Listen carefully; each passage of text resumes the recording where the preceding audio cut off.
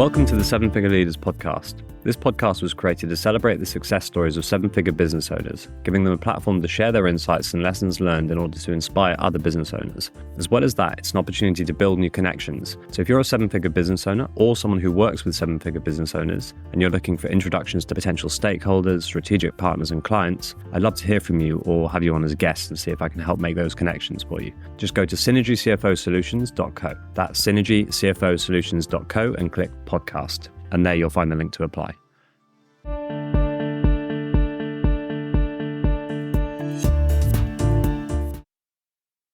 Welcome. And today we've got Gareth Hawkins of BizCrunch. Welcome, Gareth. Hey, Tom. So best place to start, why don't you give us a bit of a background as to who you are and what BizCrunch does? Who am I? Yeah, well, delighted to be here. Thanks very much for giving me up some time to come and grandstand. I have been in industry for well over 20 years, one way or another. I started in a sales role, climbed the greasy pole, became sales director, realized that organic growth in a mature sector was fairly Sisyphean, and that there was a world of opportunity with the potential to acquire customers, suppliers, adjacent companies that had no succession plan. They had retirement age owners.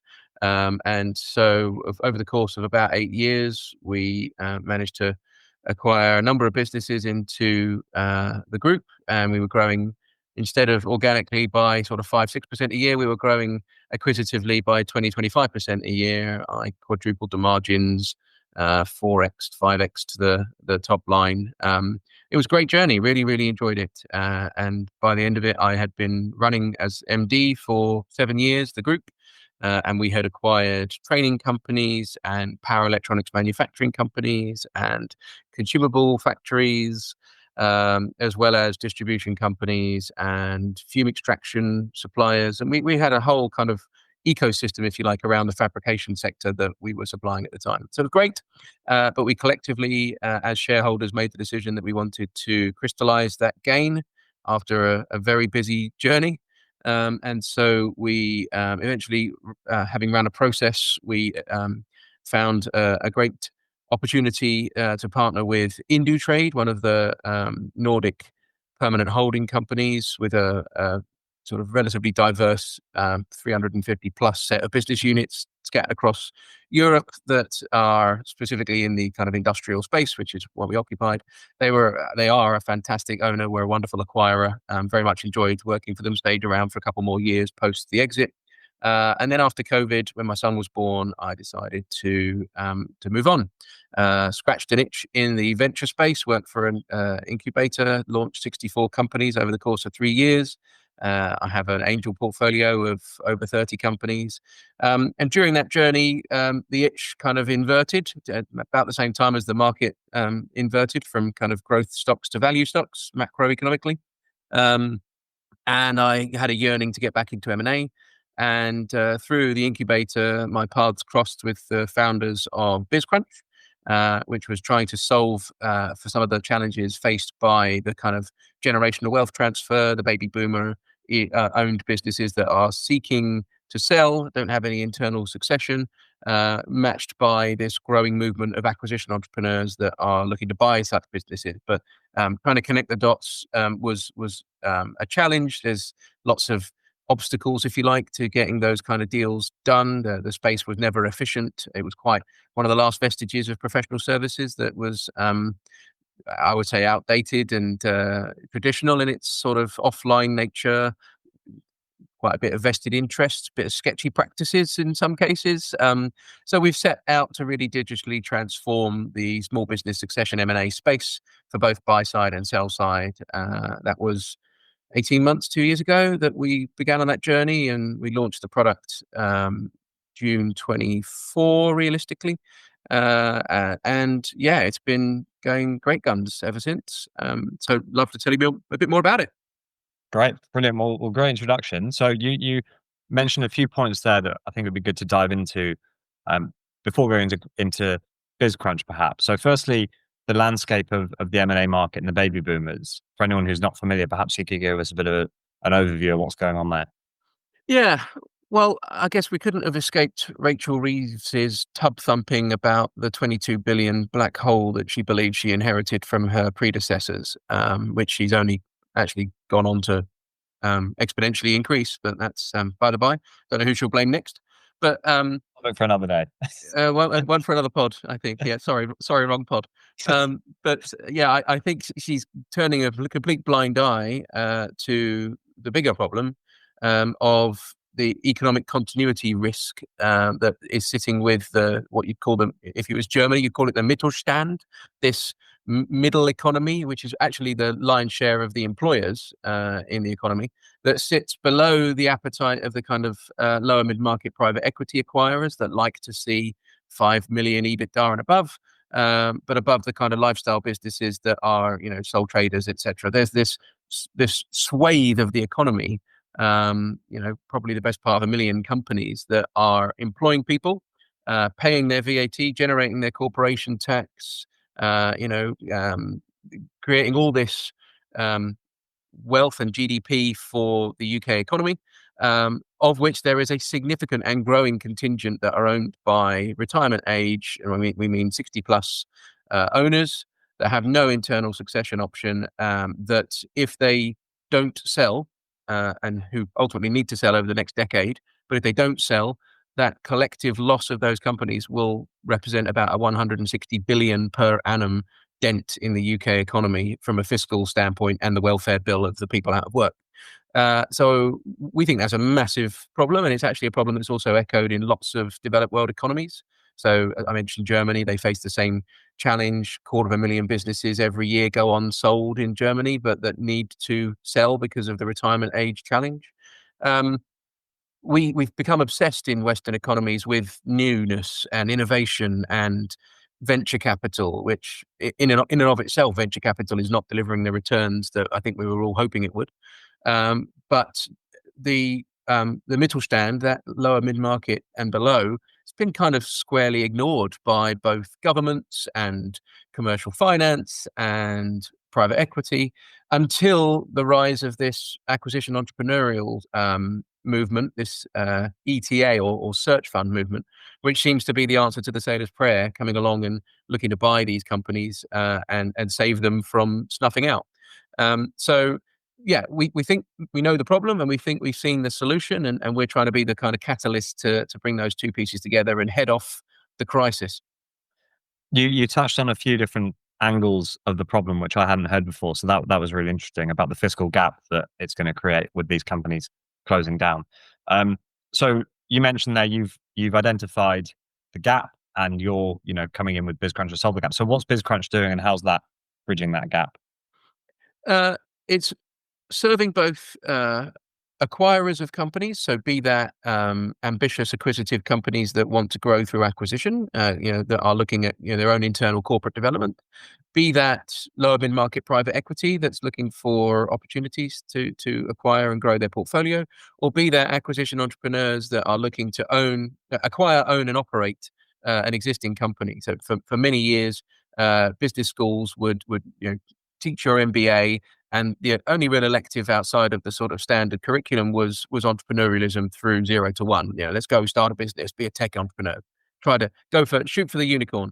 Of late, certainly in the US since 1984, there has been an alternative. It's now grown in volume this side of the Atlantic for acquisition entrepreneurship, whereby instead of going 0 to 1, you actually go out and you find an existing business that has, it's cash flowing, it's got assets, it's got proven product market fit, it's got cachet and trust amongst its customers, but it needs to pass on to new ownership.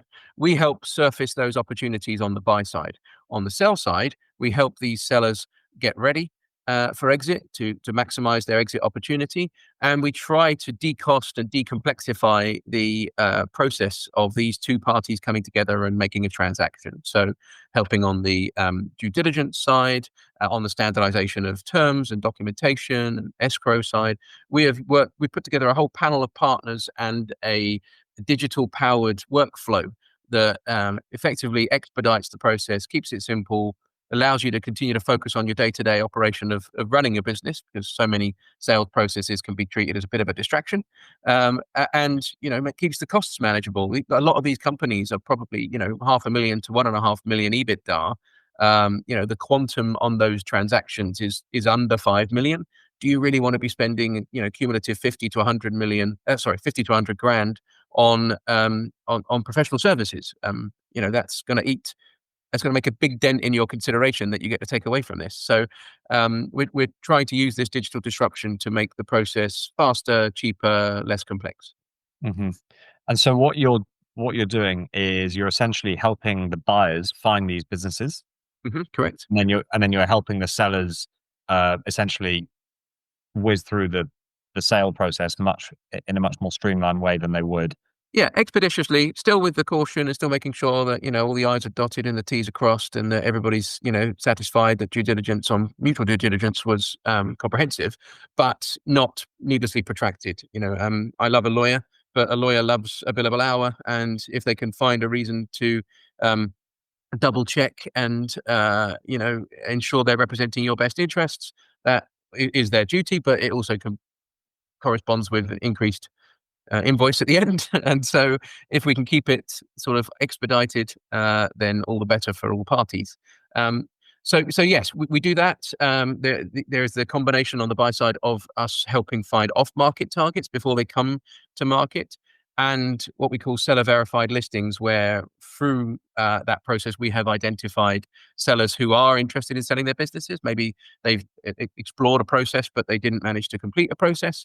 We help them optimize and put them in front of matched buyers that are fitting for their business. We know from our buyer searches who's looking for what. And so we're using that data to power that traditional M&A advisory, but in a digital world of putting A to B and making sure it's a good fit. Absolutely. Brilliant. So if we focus for a second on the sell side, then on the business owners who are trying to exit, there are some pretty frightening stats around that in terms of the number of businesses that actually sell. So depending on where you look, it's about 80% of those that try and sell don't sell, which probably means about 97% of businesses never sell. But perhaps you can talk a little bit about that and maybe go into a bit about why those businesses don't sell, and then perhaps what they do to get around that. Great stuff. Great topic. So at a high level, there are at any given time in a year allegedly on market about 50,000 UK businesses. So those are the ones you'll find on your businesses for sale and your biz buy sell and the other kind of listings marketplaces, as well as those that are being represented by brokers and not necessarily on a marketplace, but are out there on the books of these intermediaries. So 50,000, on market. Shawbrook Bank and the National Association of Commercial Finance Brokers last year did a survey. They found that something like 42% of business owners, senior decision makers in businesses, SMBs, had the intention to sell their company in the next 5 years, of which 72% had no internal succession plan. So if you extrapolate that sample, it's about 330,000 UK businesses that are allegedly up for sale, even though only 50,000 are going through a process at a given time. So if you correspond that to the Office of National Statistics data, which shows that over the last 5 years, on average, less than 2,500 SMBs have actually changed hands in an average year. That's a considerable backlog of years of deal flow, if you like, to get these businesses sold. So because of that disproportionality, as you rightly say, so many of these companies, if only 2,000 out of 330,000 are going sold on an annual basis, that's a massive market failure, if you will. So yes, that does worry me. Of those that are on market, if you were to look at, say, for example, the annual report and audited accounts of KBS Corporate, you would see that well over 90% of businesses that are that have listed for sale with an intermediary fail to sell as a consequence of that process, which is really sad, because those are folks that have gone down a road, maybe done some preparation, and are just not being well served, or are perhaps not as prepared as they should be in order to sell. So why is that? I think often there's a misalignment on valuation. You know, sellers are very likely to value their business on the blood, sweat, and years that they've put into it, and sometimes not necessarily remember the cash that they've had out of it um, along the way. And so, when it comes time to sell and the cold reality of how businesses are valued comes home to roost, as you and I are well aware, companies are valued on multiples of their free cash flow or their EBITDA as a proxy for that, plus any surplus cash after debt that's on the balance sheet. So, uh, in that sense, that can be a little less than at standard multiples. And let's be honest, standard multiples are 2 to 3x in this country for small businesses. Less than sort of 2.5 million EBITDA, you're going to be getting offers at sort of 2.5 times your free cash flow, plus your spare cash. So there is a tendency for that to be incongruent with a seller's expectation that they should be getting 6x or 10x. If you know the public companies, typically are a 15 times price to earnings ratio, so that's their multiple. The waterfall that comes down from there with the different strata of the market, with private equity and then acquisitive, private companies, and then the smaller, broad base of the pyramid, those multiples get squeezed and compressed very quickly. And so I think sellers aren't often aware of the multiple that they need, or the profit they need to achieve at that multiple in order for that exit value to be material for them. And so that's where things could be better, because deals break down when seller wants disproportionately high and buyer wants to pay market standard multiples. Then, of course, you've got the concentration risk. So once you have agreed a valuation, you get into the real due diligence, and lots of things can be overcome in due diligence. But one thing that is a real risk is how dependent is the business on the sellers. If the sellers are the nexus, the hub of the wheel, and you take them out of the picture, it's a Jenga tower. You pull that rung of tiles out, and the whole thing, is very vulnerable to collapse. That presents a massive risk for both the acquirer plus any lenders that they're bringing along if it's a leveraged buyout. And so that sometimes is a failure on the sellers to prepare themselves adequately, make the company independent of them, delegate, have good layers of middle management, have good clear lines of communication, have good policies and processes and systems that don't require the seller to make decisions on a minute by minute basis as to how the company works, or to have all the sales relationships with the clients, for example. If all of that's been delegated, the company is much more acquirable, and often that process hasn't necessarily been done. The company's rushed to market and it's not primed to get the optimal valuation or the optimal deal completion likelihood. So those are probably the two biggest challenges that we try and help these sellers prepare for and overcome.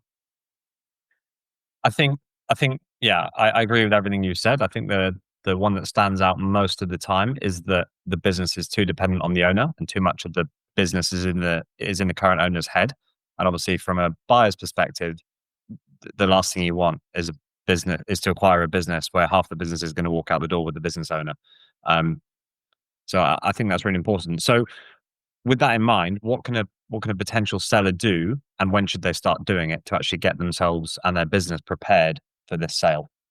Yeah, well, we have a full exit readiness program, self learning. They can obviously work with great professionals like yourself, who also help them go on that journey in a more kind of tailored one-to-one fashion, which I think is not something that's easily replaced.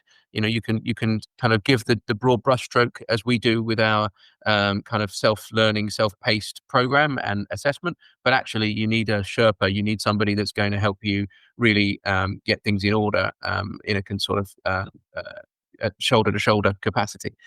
So I would say engage good help, quantify your current challenge. We have this assessment, I think you've seen it, whereby through a course of 100 questions, you can actually ascertain where the risks might be in your business that would stand out to a seller, and you can mitigate them before you bring the company to market. Remember also, we are in an amazing time where, you can't be on a online meeting these days without some sort of transcription. The AI tooling of being able to summarize and processify things is getting ever more affordable, available, intelligent. So, sitting and talking to a bot for, a couple of weekends and doing a brain download and having it structure for you what a policy handbook might look like, what your processes might run like. It could be that's good due diligence for the if I get hit by a bus process That's a anyway. brilliant idea. I hadn't heard of that. That's such a good idea. Yeah, just talking Well, to Google. one of my portfolio companies is a company called Ujji, UJJI. Fantastic business that's all about helping companies to streamline their onboarding of new staff. So, you know what it's like. Vera in accounts has always had to train the new credit controller, but you're taking Vera out of her job for a week every time you bring a new member of staff on, right? So with Uji, you just do that once, and Uji then builds all of the canon of training materials, including assessments and videos and handbooks, based on sitting in on that one training session, which is incredible. What a wonderful time to be alive. So, Yeah. I'm not saying necessarily that's the silver bullet that everyone should adopt, but the equivalent in sort of the day to day would be spin up your Google Meet with Gemini running and just transcribe it, or go to invite your Otter.ai or something to your Zoom meeting. Other brands are available, and just have it transcribe and then summarize and structure that for you, because those thoughts are better off out of your head and down in a file somewhere, for the very least of the fact that you have a duty to your staff in the event that you have a heart attack one day, and someone needs to pick up the pieces and carry on. Do not put any passwords or anything that is going to create a security risk into that transcript. Yeah. Yeah, great. Anything else? And also, how long in advance of a potential sale should this start? Uh, what did the wise Confucius say? When is the right time to plant a tree? 20 years ago. If not 20 years ago, then today. Yeah. On the basis that at some point you might be able to sit under its shade. Sorry, that got very philosophical for a second. But my point is, why haven't you done it already? You should be running your business, and we don't, but we should be running our businesses with a view to making them saleable in the event that we got an offer. But in the day to day myopia of head down, arse up, we're running this company. It's quite difficult to take that time out and do that blue sky thinking. If you want, so let's look at it how it boils down to your accounts, right? There's lots of small business owners that file tax mitigated accounts because tax. So in order for you to really maximize your valuation, you probably have to become comfortable with paying a bit of tax for a couple of years and filing strong EBITDA figures, or net profit figures, or be able to show a direct line back to what an adjusted EBITDA would have looked like had it not been tax mitigated accounts. So I think getting, again, help from someone like you to structure the general ledgers accordingly and make sure that that picture can be demonstrated in the event that you had an offer, or you wanted to run a process. I think that's very important. You probably need at least 1, 2, possibly 3 years of preparation in order to make sure your company looks great on paper as an acquirable entity. It can be done faster, but you've got a lot of retro engineering to do, a lot of remedial work to do in order to present the best picture to optimize your exit. I completely agree. And when you have less than a year of accounts to show of the new improved EBITDA figures, it becomes much harder to justify a valuation, because very often an acquirer will look at the last 2 or 3 years, and if you're saying to them, "Well, look, I've made these changes, you should just look at the last year," well, it's like, hold on a second, that just means more risk for the acquirer, because they just have to believe what you're saying. Yeah, and it will play out in the compressed multiple or the type of deal structure that you get. So they'll want to pay fewer turns of your profitability. When we buy companies, our return on that cash comes from the profit, the free cash flow that's been generated for the subsequent years. So how many of those subsequent years am I happy to wait before I get my principal sum back? And also the cost of capital during that time, my net present value thing. I could have earned some interest on that money, but I've chosen to put it into this business. If this business isn't returning that money in its sort of true form within 10 years, that was a really bad deal for me, right? So I'd love to be able to get return on cash within 3 years. So how does that play out in the deal structure? Well, it normally plays out with the seller carrying a bit more risk. so deferred liability, deferred consideration, or a conditional earnout, whereby they are shouldering some of that risk that the buyer has, that the company won't be able to generate that profitability. So yeah, if you're not prepared, you're not optimizing your negotiating hand to be able to command the best, the highest percentage of cash up front, highest multiple you can command deal. You're automatically on the back foot because people are going to compress those multiples to offset the risk and structure the deal such that you're going to get less cash up front because they're carrying more risk. They expect you to as well. So yeah, those two things are the consequences, if you will, of not getting that right early. Completely agreed. So for anyone who's listened to this, either they're on the buy side and they want an easier way to get in touch with sellers, or anyone on the sell side who's looking for either some support in getting their business ready for sale, or being on your platform and being easier to find for potential buyers, what are the next steps? How do they get in touch? What's the process? Yeah, sure. So we have a self-serve onboarding on both sides through bizcrunch.co, so bizcrunch.co, or just Google BizCrunch. I think we're fairly well SEO'd these days. You can find me on LinkedIn. I'm Gareth Hawkins, Gareth-Hawkins. And yeah, our team are ready to help on board. We we are humans at the end of the day using this tech. So book a meeting through the homepage with us, and we'll walk you through it. But yes, we're ready to help both sides of the equation. Brilliant. Well, Gareth, pleasure to have you on the podcast, and thank you for sharing everything that you shared. We'll make it very easy for anyone who's interested to contact you, and wishing you and Biz Growth, BizCrunch all the best. Thanks, Tom. Much appreciated. Cheers. Thanks for listening. As I mentioned at the beginning of the episode, this podcast was created to celebrate the success stories of seven-figure business owners, giving them a platform to share their insights and lessons learned in order to inspire other business owners. As well as that, it's an opportunity to build new connections. So if you're a seven-figure business owner or someone who works with seven-figure business owners and you're looking for introductions to potential stakeholders, strategic partners and clients, I'd love to hear from you or have you on as a guest and see if I can help make those connections for you. Just go to synergycfosolutions.co. That's synergycfosolutions.co and click podcast. On that page, you'll find the link to apply.